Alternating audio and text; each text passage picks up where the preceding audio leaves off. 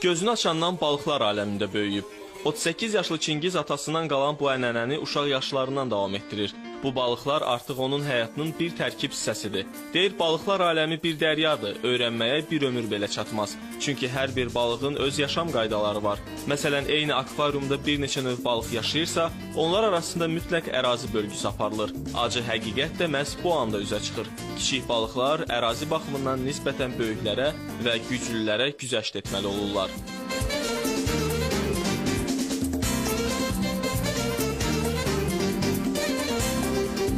Balıq çox olan yerdə bir-birlərinə deyilmirlər, bu balıqlar.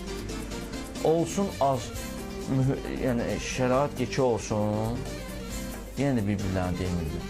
Amma az olanda başlayırlar özlərinə yer eləməyə. Bölmələr başlayır. Ağaçsa ki, bura mənimdir, bura mənim. Bölürlər araba, biri otluğun arasındadır, biri filtrin yanındadır. Güclülər ortadadır. Güclülər ortada bir-birlərinə deyilmirlər.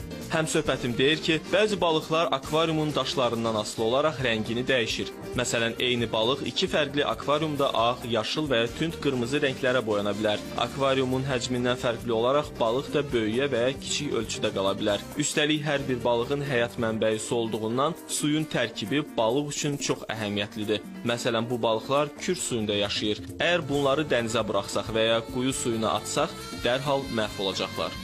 Kənardan xırda görünsələr də Çingiz Məmmədova məxsus bu akvariumlarda 500-ə yaxın balıq yaşayır. Dünyanın müxtəlif ölkələrindən gətirilən 30-a yaxın balıq növü 5 akvariumda yerləşib.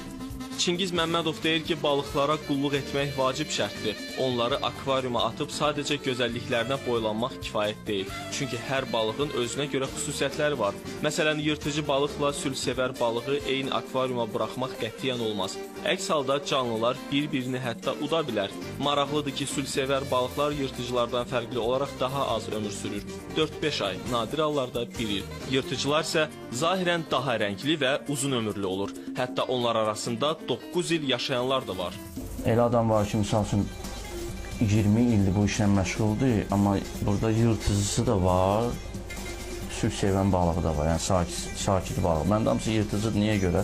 Biz yırtıcı deyirik, bunlar yırtıcı deyirik. Bunlar özlərini müdafiə eləməlidir. Hər bir balığın öz xüsusiyyətləri var, xasiyyətləri var ki, necə özünü aparmalıdır. Balıq var ki, balanın ağzında böyüdür, balıq var ki, balanın mətnində böyüdür. Biz bu gözəl mənzərələrdən sevə-sevə danışdıq. Balıq özü bilməsə də, Xaliq mütləq biləcək.